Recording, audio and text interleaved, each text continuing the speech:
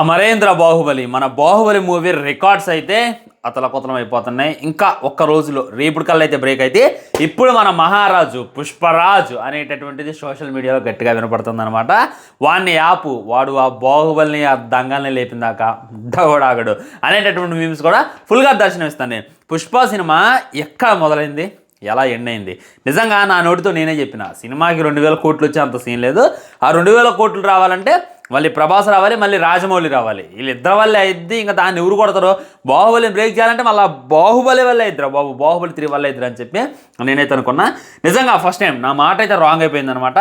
Cut చేస్తే ఇప్పటికీ 1719 కోట్లు అయితే సినిమా వసూలు చేయడం జరిగింది. ఇంకెంత అటు ఇటుగా ఒక 81 క్రోర్స్ కొడితే ఖచ్చితంగా 1800. బాహుబలి రికార్డ్స్ ఇన్ డేంజర్ కాదు, Dangal records in danger, Indian records in danger అనేటటువంటిది చెప్పుకోవాల్సిన సిచ్యువేషన్ వచ్చింది. మొట్టమొదట నేను మాట్లాడాల్సింది ఏంటంటే బాహుబలి రిలీజ్ అయ్యింది 2017లో. అవి ఒక 3 ఇయర్స్, ఈ ఒక 4 ఇయర్స్, ఆల్మోస్ట్ ఒక 6-7 ఇయర్స్ దాకా ఆ రికార్డ్ని ఎవడు టచ్ కూడా చేయలేకపోయాడు.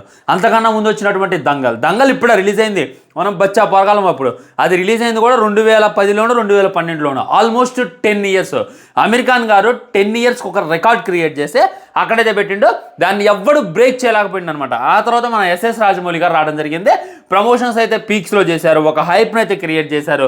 అక్కడ బాలీవుడ్ నుండి ఇటు టాలీవుడ్ నుండి అటు మోలీవుడ్ నుండి అన్ని వుడ్డుల్ని కలిపి ఒక రేంజ్లో తెరకెక్కించేటటువంటి ప్రయత్నం, అక్కడ అమెరికాలో రిలీజ్ చేయటం, టికెట్ రేట్స్ పెంచాలి అనేటటువంటి ఆలోచన దాటం, ఒక హైప్ని అయితే క్రియేట్ చేసి 1800 కోట్లు అయితే క్రియేట్ చేసి అక్కడ పెట్టడం జరిగింది మన బాహుబలి. ఆ తర్వాత దాని రికార్డ్ని ఎవరైనా బ్రేక్ చేస్తారా అని అంటే ఎవరి వల్ల కాలేదు. ఎందుకంటే మన రాజమౌళి గారు రామ్ చరణ్ని, ఎన్టీఆర్ని, అజయ్ దేవగన్ని, ఆలియా భట్ని, మన ఇంగ్లీష్ హీరోయిన్ని బేభత్సమైనటువంటిది పెట్టి బాహుబలి పెట్టింది 200 కోట్లే, కానీ త్రిబుల్ ఆర్ మూవీకి పెట్టింది 500 కోట్లు. ఎన్ని కోట్లు పెట్టి ఎంత ప్రెస్టేజ్గా తీస్తే సినిమా 1200 కోట్లు దాటలేదు అనమాట. సో కేజీఎఫ్ దాటిది అని అనుకున్నాం. కేజీఎఫ్ కూడా మరి దాటింది అంటారు, దాటలేదు అంటారు, కానీ అఫీషియల్గా అయితే దాటలేదు అనేటటువంటి క్లారిటీగా అర్థమైపోతుంది. ఇక బాహుబలిని బ్రేక్ చేయాలి అంటే ఖచ్చితంగా బాహుబలి 3 రావాలి, అది జనాలకు నచ్చాలి. దానివల్ల అయితే అని చెప్పి మనమైతే అనుకున్నాం. అండ్ నేను చాలామంది అభిమానులతో కూడా మాట్లాడినా, సినిమా రిలీజ్ కానీ ముందు అల్లు అర్జున్ అభిమానులతో కూడా మాట్లాడినా. వాళ్ళు ఏమన్నారు తెలుసా, సినిమా ఈజీగా కొట్టిద్దిలే, దాంట్లో డౌట్ లేదు అని అన్నారు. కానీ ఎవడో కూడా చెప్పాలా కాన్ఫిడెన్స్గా 1800 కొట్టిద్ది, 2000 కొట్టిద్ది, దంగల్ని లేపిద్ది, బాహుబలి లేపిద్ది అని చెప్పి ఎవడు కూడా చెప్పుకోలేనటువంటి పరిస్థితి. కానీ కట్ చేస్తే మన ఊహలన్నీ కూడా తారుమారైపోయాయి. నిన్న చూసుకున్నట్లయితే 1705 కోట్లు వచ్చాయనేటటువంటిది, ఇవాళ చూసుకున్నట్లయితే 1719 కోట్లు. ఇవాళ మార్నింగ్ పెట్టారనమాట, నిన్న నైట్ పెట్టారు. అంటే నిన్న సెకండ్ షోకి అయి ఉండొచ్చు. మొత్తం మీద వచ్చినటువంటి 20 కోట్ల దాకా వచ్చినటువంటిది వాళ్ళైతే మార్జిన్ చూపించడం జరుగుతుంది. ఇదైతే నెక్స్ట్ లెవెల్. సో ఇంకా ఎక్కడెక్కడ విజృంభణ అయితే సినిమా సృష్టిస్తుంది అనేటటువంటిది క్లారిటీగా మాట్లాడుకోవాలంటే నేపాల్లో చూసుకున్నట్లయితే 24.75 అయితే కొట్టడం జరిగిందనమాట. ఇది ఆల్ టైమ్ రికార్డ్ అని చెప్పుకోవచ్చు. ఎందుకంటే బాహుబలి తర్వాత మనోళ్ళు మన తెలుగు సినిమా ఏదైనా ఎగబడి చూస్తున్నారు అంటే కలిగే చూశారులే, కానీ ఇన్ని కోట్లు అయితే పెట్టలేదు. కానీ ఆ తర్వాత ఎక్కువ శాతం ఎగబడి చూసేది పుష్ప 2గా చెప్పుకోవచ్చు.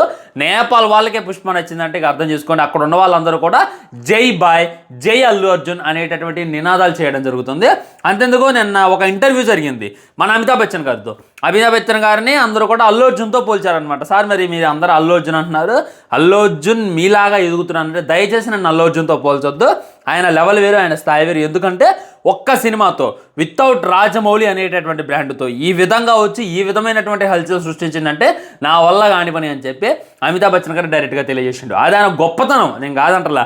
కానీ అలా చెప్పిండు అని అంటే ఈ వ్యక్తి ఎంత సాధించిండు అనేటటువంటిది ఇంకా క్లారిటీగా క్లుప్తంగా అర్థమవుతుంది. దాంట్లో ఏముంది ఇప్పుడు గొప్ప, టికెట్ రేట్స్ పెంచారు, హైప్ని అయితే క్రియేట్ అయ్యారు.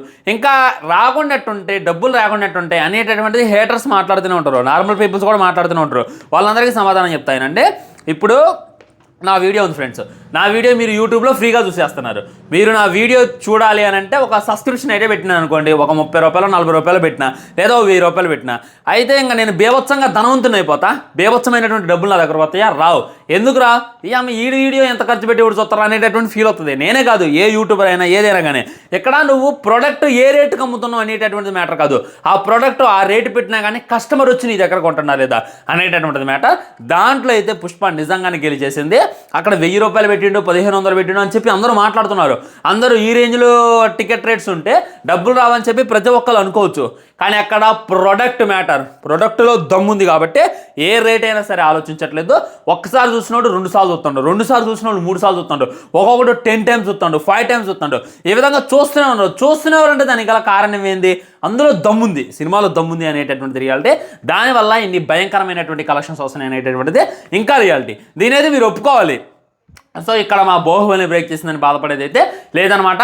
ప్రభాస్ అన్న మళ్ళీ కల్కి 2తో దాన్ని బ్రేక్ చేయొచ్చు, లేదా ఆ తర్వాత సలార్ 2 వస్తుంది, అది మోస్ట్ వైలెంట్ మూవీ అని చెప్పి నీల్ గారు చెప్పిండు. సలార్ 1 పట్ల నేను చాలా అసంతృప్తిగా ఉన్నాను అనేటటువంటిది కూడా ప్రశాంత్ నీల్ గారు 100% ఆలోచించి చెప్పేస్తున్నారు. సో సలార్ 2ని చాలా ప్రతిష్టాత్మకంగా తీస్తారు. అండ్ వచ్చేటటువంటి ప్రతి సినిమాకి ఇది ఒక ఛాలెంజింగ్ ఉంటుంది అనేటటువంటిది ఒక్కసారి అయితే అనుకోండి.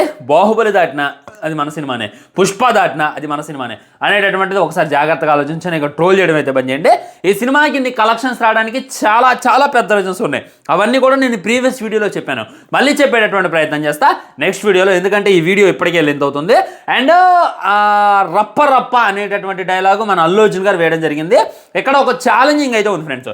ఎప్పుడైనా సరే పుష్ప సినిమా తగ్గేదేలా కాదు, అస్సలు తగ్గేదేలా అనేటటువంటి మాట్లాడండి. కానీ నేను బాహుబలిని బ్రేక్ చేస్తా, నేను త్రిబులార్ని బ్రేక్ చేస్తా, నేను కేజీఎఫ్ని బ్రేక్ చేస్తా, ఇప్పుడున్నటువంటి రికార్డులన్నీ కూడా రూపం మాపుతా అనేటటువంటిది పుష్ప సినిమా అయినా అల్లు అర్జున్ గారైనా ఎక్కడ తెలియజేయాలి. తగ్గేదేలా అంటే సినిమా బాగుంటుంది అనేటటువంటి హైప్ అయితే ఇచ్చారు కాదంటలా. కానీ ఇలాంటి ఓవర్ మాట్లాడాల. ఉదాహరణకి మన విజయ్ దేవరకొండ నుండి లైగర్కి ఎంత వస్తాయి అంటే నేనైతే 200 నుండి స్టార్ట్ చేస్తాను, నేను ఇక తిరిగి కూడా చూసుకోను అని చెప్పి మాట్లాడడం అనమాట. ఆ తర్వాత ఈ దేశాన్ని షేక్ చేస్తాం, ఇండియాని షేక్ చేస్తాం అనేటటువంటి మాటలు కూడా కొండన్న బాగా మాట్లాడడం జరిగింది. ఇక్కడ కొండన్న నేను చెప్పదలుచుకుంది ఏంటంటే లైగర్ సినిమా అనేటటువంటిది 0 హైప్డ్ మూవీ అయినా కానీ దానికి అంత బిల్డప్ ఇచ్చిండు. కానీ ఈ సినిమాకి భయంకరమైనటువంటి హైప్ ఉంది. అండ్ సినిమాలో కూడా వాళ్ళు చూసుకున్నారు, సినిమాలో కూడా దమ్ముందని చెప్పి వాళ్ళకి క్లారిటీగా అర్థమైంది. నిజానికి రికార్డ్స్ బ్రేక్ అయితే అనేటటువంటిది కూడా వాళ్ళకి తెలుసు. వాళ్ళు ఏంటంటే చెప్పలేదు, చేసి చూపించారు. వీళ్ళేందంటే చెప్పారు, చేసి చూపించలేకపోయారు అనేటటువంటిది రియాలిటీ అనమాట. ఇక్కడ ఒక సామెత అయితే గుర్తొస్తుంది, ఇది ఉంటుంది కదా, మురిగేది 60 కరిగేది కదని. సో ఆ డైలాగ్ చెప్తే చాలామంది కోపం వస్తుంది. కానీ ఇక్కడ రియాలిటీ అయితే కానొస్తుంది అనమాట. మీరు బ్రేక్ చేయాలి అంటే బ్రేక్ చేయండి, డైరెక్ట్గా వచ్చి బ్రేక్ చేయండి, కానీ ఏతులు ఇగ్గొద్దు అనేటటువంటిది ఈ 2024 ఎండింగ్లో పుష్ప సినిమా అయితే మనకి నేర్పింది, మనకి చూపించింది. ఎవడైనా ఏతులు ఇగ్గుతుండు అని అంటే వాడికి ఖచ్చితంగా ఈ పుష్ప 2 కూడా ఛాలెంజింగ్గా ఉంటుంది అనమాట. అండ్ ఫస్ట్ ఏంటంటే రేపెల్లుండిలో మన బాహుబలిని అయితే మ్యాక్సిమం లేపేస్తుంది, దాంట్లో డౌట్ లేదు. దంగల్ని లేపిద్దా, ఎందుకంటే దంగల్ని లేపాలంటే ఇంకా నేను 300 కోట్లు కొట్టాలి అనేటటువంటిది రియాలిటీ. 2024 కోట్లు కొట్టింది అంటే ఇంకా నేను 2224 కోట్లు కొట్టాలి బాహుబలి కొట్టిన తర్వాత. అది కొట్టిద్దా అంటే దాని గురించి తర్వాత మాట్లాడుకునేటటువంటి ప్రయత్నం చేద్దాం. 100% బాహుబలి అయితే అవుట్ అనమాట. ఇక బాధపడేది అయితే లేదు. ఇన్ని రోజులు టాప్ 2 మూవీరా అని చెప్పుకునేటటువంటి సిచ్యువేషన్లో ప్రభాస్ ఫ్యాన్స్ ఉండేవాళ్ళు. కానీ ఇప్పుడు రియాలిటీ. కానీ ఏం బాధపడాల్సింది లేదనమాట, ఏం ఫీల్ కావాల్సింది లేదు. జస్ట్ వెయిట్, కల్కి 2 వస్తుంది, సలార్ 2 వస్తుంది, ఇంకా అప్కమింగ్ మూవీస్ భయంకరమైనటువంటి సినిమాలు ఉన్నాయి. ప్రభాస్ స్పిరిట్ సినిమా వస్తుంది. స్పిరిట్లో మాడాంగ్ సియోగ్ విలన్ అని చెప్పి టాక్. మాడాంగ్ సియోగ్ విలన్ అయితే ఓల్డ్ని షేక్ చేస్తుంది. ఇక నేను చెప్తున్నా ప్రభాస్కి ఇది ఒక ఛాలెంజ్ అనమాట. 1800 కోట్లు అనేటటువంటిది ఒక ఫిగర్ మనకు పెట్టింది కదా, అదేవిధంగాను ముందు 2000 కోట్లు, 3000 కోట్లు, 5000 కోట్లు అనేటటువంటి ఛాలెంజ్ చేయడం కూడా ప్రభాస్కి చాలా చాలా ఈజీ అనమాట. నేను ఒకసారి సక్సెస్ అయితే నేను అంత దాన్ని సీరియస్గా తీసుకోనని చెప్పి ప్రభాస్ తెలియజేసిన. కాబట్టి ఇక్కడ మనం ఫీల్ కావాల్సింది ఏం లేదు. అప్కమ్ మూవీకి చాలా ఉన్నాయి మన ప్రభాస్. ఆ తర్వాత గేమ్ చేంజర్ ఉంది, అండ్ చాలా సినిమాలు ఉన్నాయి అనమాట. అవి కూడా ఈ రికార్డు బ్రేక్ చేస్తాయని చెప్పి నేనైతే క్లారిటీగా అనుకుంటున్నాను ఫ్రెండ్స్. ఉంటా మరి బాయ్. దీని మీద మీ కామెంట్ కూడా తప్పకుండా తెలియజేయండి, వీడియో లైక్ చేయండి, ఈ వీడియోని షేర్ చేయండి. తర్వాత పుష్ప సినిమా ఎందుకు అంత హిట్ అయింది అనేటటువంటి ఒక వీడియోతో మళ్ళీ కలుద్దాం. బాయ్ బాయ్, నమస్కారం.